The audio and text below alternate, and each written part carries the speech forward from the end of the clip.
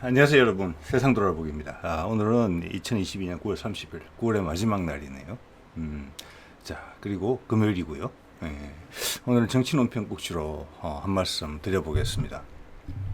어제 우리나라를 방문했던 미국의 해리스 부통령이 판문점을 가서 북한에 대해서 강경한 발언을 했어요.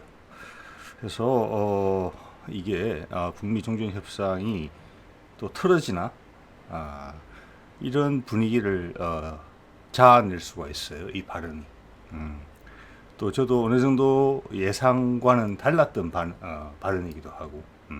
그래서 오늘 그 점에 대해서 세상 돌아보기에 뭐 결론은 없겠죠. 생각을 좀 이야기를 해봐야 되겠어요. 예전에도 북미 간의 논의에 대해서 말씀드릴 때마다 이 정도 사안은 한반도에 있어서 어떤 거대한 변화의 분수령이기도 하지만 세계 사회, 인류 사회 전환에 있어서도 거대한 분수령이다. 역시나. 그러니까 뭐 지구적인 사건이죠.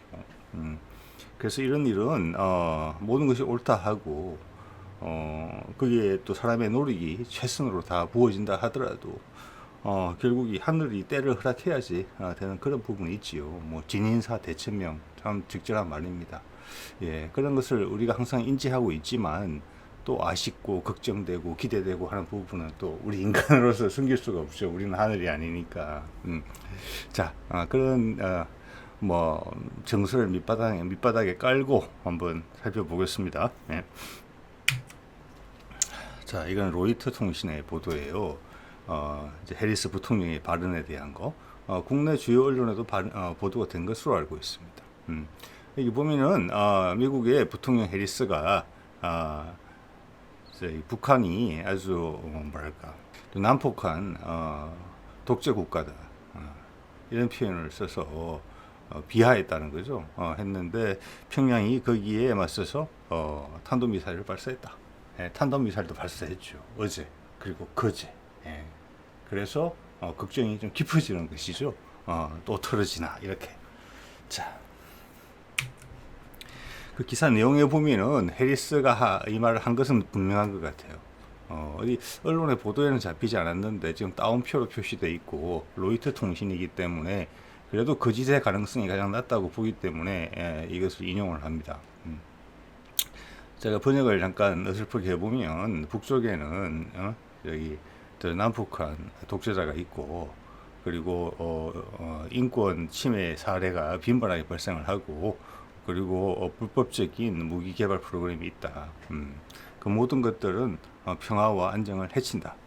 위협한다. 이렇게 이야기를 했고 그리고 그 밑에는 보면은 미국과 세계는 한반도가 안정되고 평화스럽기를 기대하는데 거기서는 그러기 위해서는이라고 말씀드리기 좀 그렇지만 DPRK 즉 북한이 더 이상의 위협이 돼서는 안 된다. 이런 말을 했다는 거죠. 예. 즉 북한의 위협이 없는 안정되고 평화스러운 한반도를 원한다. 사실 내용상으로 보면은 이 말이 어떤 여러 가지 해석의 여지가 있는 말이에요. 그 수단에 대해서 안정적이고 평화스러운 한반도를 유지한다. 거기에 북한의 위협 요인이다. 예, 이게 상당히 좀 여러 가지 해석의 여지가 있는 위험한 해석의 여지도 있는 그런 발언이죠. 그래서 이런 말을 한 것은 분명한 것 같습니다. 이렇게 봤을 때. 자, 이 말을 들은 북한이 가만히 있지 않았고 이틀 연속 탄도미사일을 발사를 했죠. 해리스 부통령이 해리스가 떠나고 나서 두 발, 북한의 이제 평안도에서 동해쪽으로 두 발, 한 350km 정도 날아간 걸 쐈어요. 그 전날도 같이 아마 평안도에서 동해쪽으로 비슷한 미사일들을 두 발을 쏜 것 같아요. 그래서 아시는 분은 아시겠지만 제가 이것들을 이제 북한의 탄도미사일 내용을 기록을 하고 있고 기록하는 이유는 북한의 미사일 발사가 북미 협상의 시금석이기 때문에 그렇죠. 협상이 잘 이루어지지 않으면 북한의 미사일 발사가 잦아지고 협상이 좋은 분위기를 타면은 미사일 발사가 잠잠해지고 그런 것이죠. 예. 자, 이걸 보면은 최근에 좀 전에 MBC 뉴스에서 보신 대로 9월 25, 28, 29 이렇게 5일 동안 세 번이나 최근에 그러니까 세 번이나 쐈어요. 다 방향은 평안도에서 동해상으로 단거리 탄도미사일을 쏜 거예요. 자, 이것은 일단 ICBM은 아니에요. 예. 그렇지만 충분히 경고의 메시지로 해석될 수는 있어요. 미국에 대해서. 즉 이게 쏘기 시작했으니까 이게 더 커질 수도 있다. 예? 우리 틀어지고 있구나. 그런 거 맞지. 미국 너희들 또 협상 테이블에서 물러나려고 하는구나. 이런 기색으로 이해될 수가 있는 부분이에요. 자, 북한이 심하게 이제 감정 표현을 할 때는 이것은 앞서 있었던 발사를 이렇게 나열한 것인데 여기 보시면은 2월달, 3월달, 뭐 5월달 그리고 6월달까지 거의 ICBM이 포함된 글자가 많이 보이죠. 네. ICBM 발사를 많이 했어요. 이것은 미국을 정확하게 겨냥하는 부분이거든요. 우리한테도 쏠라 그러면 남한에도 굳이 ICBM을 쏠 수가 있지만 단거리 탄도탄이 훨씬 유용한 공격 방식이에요. 우리를 겨냥한다 하면은. 그래서 ICBM을 쏜다 했을 때 미국이 긴장을 하는 것이죠. 자기들을 타격할 수 있는 수단이고 그 타격 범위가 미국 전역을 포함한다라고 미국도 이제는 생각하는 것이거든요. 자, 그렇기 때문에 좀 전에 슬라이드를 보셨을 때 단거리 탄도 미사일을 3번 연속 발사했다. 여기서 ICBM으로 넘어갈 수도 있고 안 넘어갈 수도 있어요. 안 넘어간다면 그냥 우리도 뭐 실험 테스트하고 있는 것이야. 우리 뭐 이런 식으로 리스트업을 하자면 우리도 아마 1년에 10개, 20개 정도의 발사 건은 기록할 거예요. 우리도 뭐 여러 가지 미사일 발사를 위해서 시험 발사를 많이 하고 있으니까. 자, 그렇지만 경고의 메시지로 분명히 해석될 수 있어요. 자, ICBM을 쏘느냐 안 쏘느냐, 그게 이제 핵심적인 사안이 되겠죠. 그래서 좀 더 지켜봐야 되는 부분이 있다. 그렇지만 현재 분위기는 안 좋다. 그런 말씀 드릴 수 있을 것 같아요.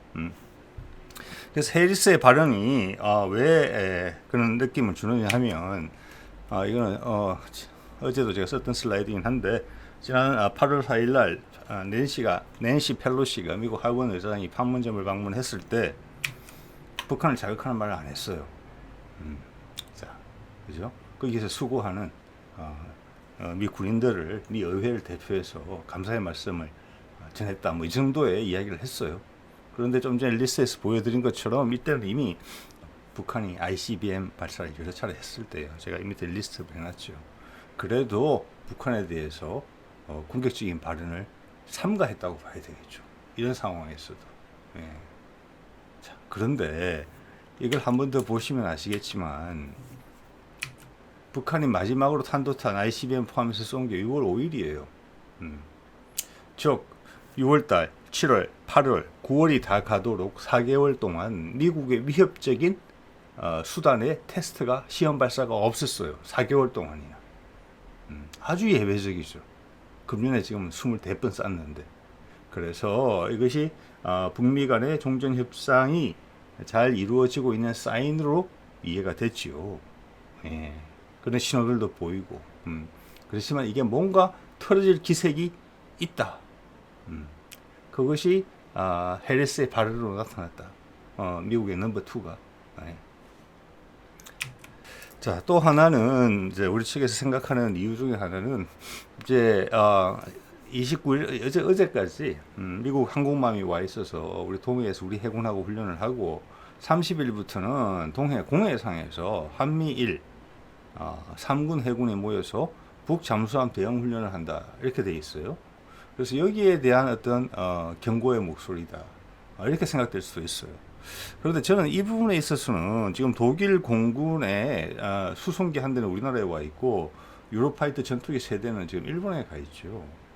그래서 이거는 미국이 이제 추진하고 있는 인도태평양 전략의 어떤 본격화되는 그런 분위기하고 맞물려 있는 것으로 지금 보여지거든요.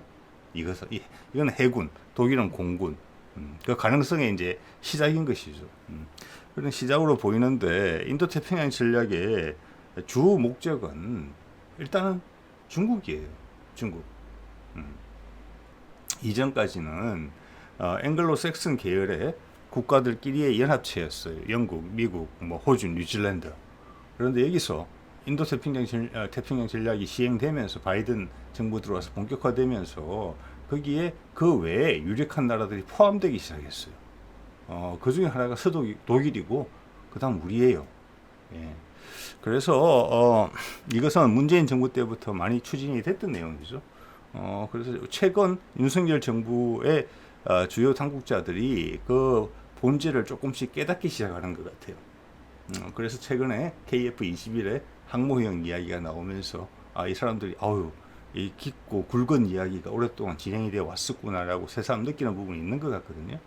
그래서 우리의 지금 윤석열 정부는 북한에 대해서 이제 공격적인 성향을 보이고 있기 때문에 그렇기 때문에 이것이 북한한테 직접적으로 위협적으로 보여지지 않을 수 있다고 볼 수도 있지만, 자, 북한과 미국 간의 협상이 잘 이루어지지 않아서 과거의 적대 관계로 더 날카로워진 상태로 돌아가 버린다. 그리고 북한과 중국의 연대, 그리고 러시아의 연대가 더 강하게 된다. 그리고 세상이 새로운, 바람직하지는 절대 않지만 세상의 흐름에도 맞지 않고, 그렇지만 잠시라도 새로운 양극 체제로 바뀐다. 그렇게 된다면은 지금 인도태평양 전략의 이 수단들이 북한에 대해서도 행해질 수도 있는 것이죠.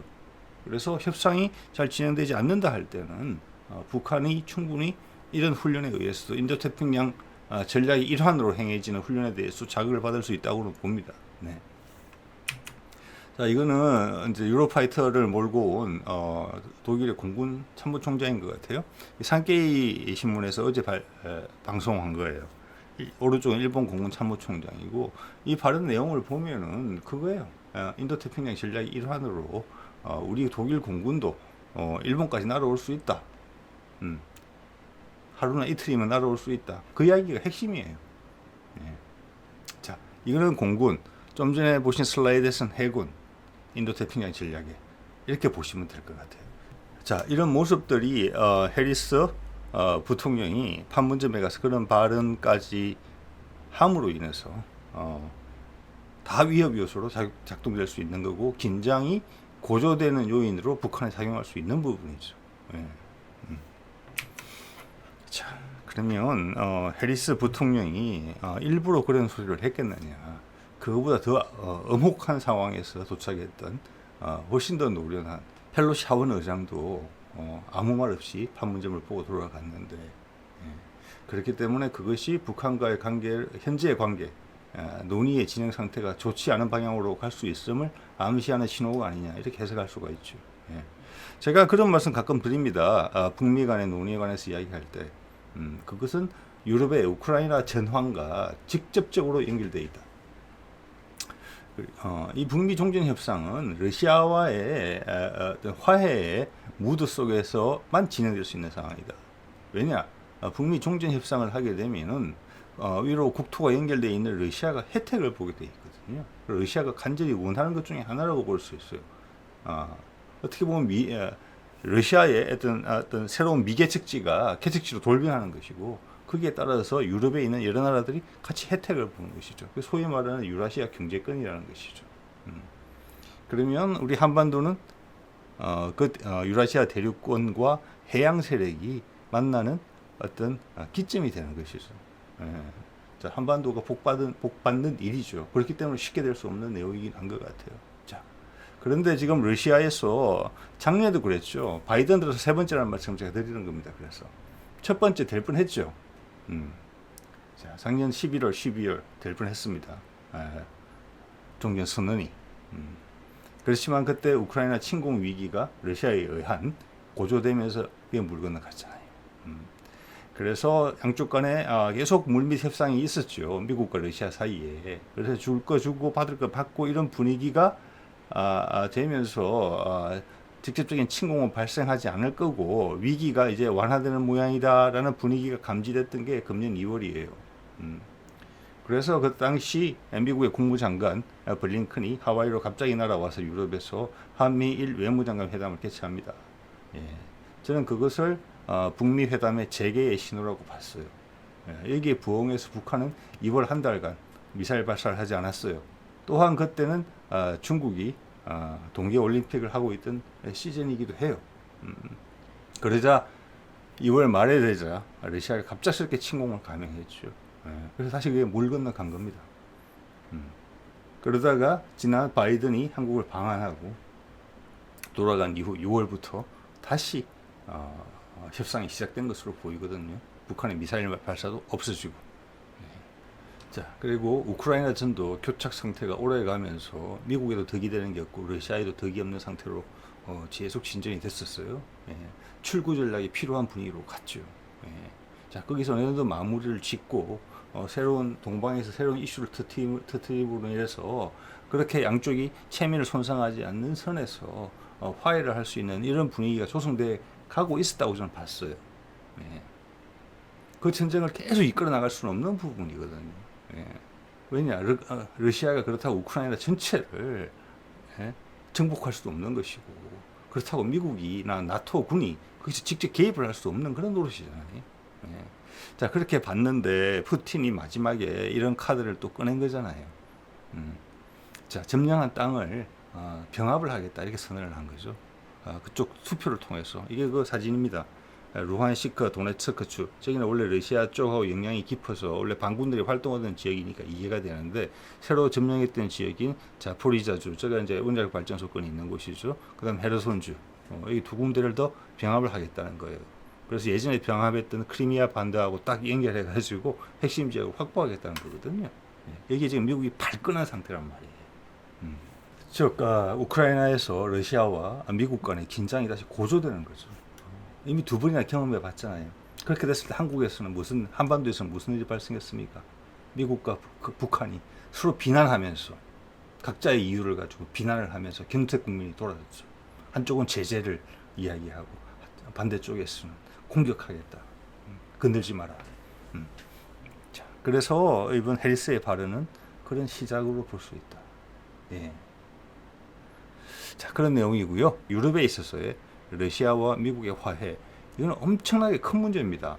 왜냐, 나토라는 개념 자체가 옅어질 가능성이 크거든요.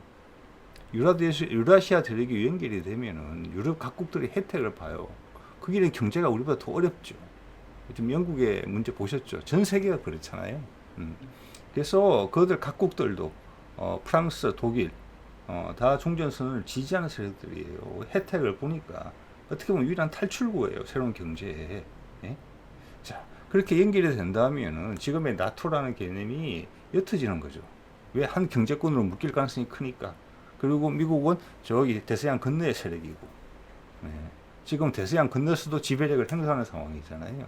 그렇기 때문에 미국한테 있어서도 큰 결정이에요, 이게. 저울질 엄청나게 해야 되는 거죠. 예민하죠. 그런데 이런 건이 터지면 그런 진전이 안 되는 것이죠. 이럴 게 너무 많아지는 거죠, 얻는 것보다. 자, 이 사진은 뭐냐면 로이터 사진인데, 그 병합, 새로운 지역을 병합하는 거, 그거에 대한 행사를 하겠다는 거고, 행사에 대한 포스트고, 그 행사에 푸틴이 주관을 한다는 거예요. 이렇게 된 거예요. 자, 이게 이렇게 되면은 북미 간의 협의는 어려워지는 거예요. 왜냐, 여기가 저쪽으로 다 이어지는 거거든요. 저쪽에 문제가 발생했어요. 끊어지는 것이죠. 그럼 이쪽에 시작을 못하는 것이죠. 자, 그럼 정리를 한번 해볼게요. 이 상황에 대해서. 저는 기본적으로는 빨간 색깔부터 먼저 이야기해 볼게요. 단지 언론에서 보도하는 것 이상으로 이 핵심 사안이긴 한데, 러시아와 미국이 미국도 어떻게 보면은 북한한테 그런 이야기를 함으로 해서 부통령이 판문점을 찾아서 북한에다 대고 마이크를 대고 확성기를 대고 이야기를 하는 셈이거든요. 지금 사실은. 그러면서 그 목소리가 러시아에까지 들리기를 바랄지 모르겠어요. 그럴 가능성이 있다고 봐요. 그러면 양쪽이 서로 파워 협상 중이라고 부를 가능성도 있어. 협상이 안 되면 경색 국면으로 가는 것이고, 협상이 될 수도 있는 것이죠. 저는 그게 가장 큰 이유라고 생각합니다. 예외적으로 해리스 부통령이 판문점에 가서 그런 이야기를 외신한테 했다는 것이. 지난번 펠로시 하원 의장의 발언과 비교를 했을 때 더더욱 그런 것이죠. 그때보다 센 발언이 나올 한반도 상황이 아니에요. 러시아를 제외하고 나면. 자, 그렇기 때문에 파워 협상 가능성이 있다고 저는 보기 때문에 북한도 일단 그래서 미사일 발사를 다시 시작했지만 미국의 위협이 되는 미사일로 이행하지는 아직 않았어요. 물론 그 가능성이 열려 있죠. 북한도 추이를 보는 것이죠. 그래서 이 사안은 추이를 봐야 되겠어요. 해리스 부통령이 이 말이 푸틴한테도 동시에 하는 거였으면 당연히 푸틴도 한반도에 있어서의 종전선언에 대한 큰 기대를 가지고 있는 사람이에요. 자기도 거래를 하고 협상을 해야 된다는 부분을 알고 있을 거예요. 우크라이나에서. 나토의 문제도 그렇고. 어떻게 보면 유라시아 대륙만 이어지면은 미국 무기에 나토 지역, 새롭게 편입된 지역에 전진 배치하는 그런 부분도 장기적으로는 문제가 안 될 수가 있거든요. 하나의 경제권으로 통합이 되는 거기 때문에. 자, 그래서 이번이 바이든 들어 세 번째이기 때문에 물론 또 실패하고 또 새로 시작하고 이럴 가능성도 있지만 단기적으로는 그 경색 국면이 오래 진행될 수 있거든요. 세 번째 협상 테이블이 깨지는 거니까. 그것도 미국 쪽의 이유로. 자, 그래서 추이를 좀 지켜봐야 되겠다. 푸틴도 이 상황을 알고 있을 것이다. 저는 그렇게 봅니다. 왜냐? 미국 입장에서 생각해 볼게요. 이런 경색 국면이 짙어지면 아까도 보셨다시피 미국의 중국을 포위를 하기 위한 인도태평양 전략에 맞서서 러시아, 중국, 북한이 연대를 강화할 수가 있어요. 여기서 지금 종전 선언으로 진행되지가 않으면 그러면 새로운 냉전 시대가 도래해요. 아까도 잠깐 말씀드렸지만 그 인류의 퇴보거든요. 인류의 퇴보고 경제의 망가짐이에요. 예. 그런 방향으로 진행이 되면은 인류한테 비극이다라는 것은 바이든은 알고 있을 거예요. 예. 서구의 지도, 유럽의 지도자들도 알고 있을 거예요. 그래서 그런 연대가 강화되는 것을 묵고할 수 없어요. 그걸 풀 수 있는 열쇠가 한반도 이거거든요. 예. 여기서 중국만 탁 골라내야 돼요. 그러려면은 러시아는 중립 최소한, 북한은 우리 편으로 만들어야 된다는 것이고 거기에 지금 한반도 종전선언, 북미 종전선언의 핵심이 거기 있는 거거든요. 중국도 동시에 고립시킬 수 있는 미국의 인도태평양 전략의 큰 축이 되는 그런 순간이거든요. 그래서 미국이 생각하는 거 여기에는 우리나라가 쪽에서 아이디어를 많이 냈다고 봅니다. 저는. 어떻게 연기를 내느냐? 몽골. 제가 최근에 여러 유럽이나 미국에서 몽골에 공을 들이는 것에 대한 이야기를 여러 번 했습니다. 몽골, 한반도, 대만으로 이어지는 포위망을 택할 수가 있어요. 예전에 문재인과 바이든의 회담 공동성명을 보면은 아세안 지역에서의 그런 중립 지역이죠. 어떻게 보면은 아세안 지역에서의 한국의 어떤 영향력을 인정하는 듯한 그런 분위기가 읽혀요. 그들은 미국도 신뢰하지 않고 중국도 신뢰하지 않죠. 한국에 대한 신뢰가 높습니다. 그래서 중형 항모 이야기 했을 때 그 이야기가 나오는 것입니다. 미얀마하고 더불어서. 여기를 놓치게 돼요. 그렇기 때문에 북미 간의 협상이 잘 진행이 안 되면 지금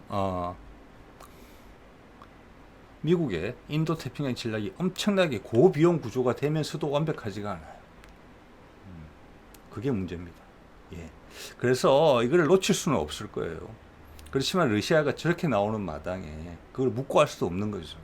그래서 푸틴도 그렇고 바이든도 그렇고 머리가 엄청나게 아플 거다. 그래서 일단은 신호는 보낸 거죠. 이렇게. 그걸 수긍하고 있을 수는 없는 거니까 미국 입장에서도 러시아가 저런 행동을 했을 때.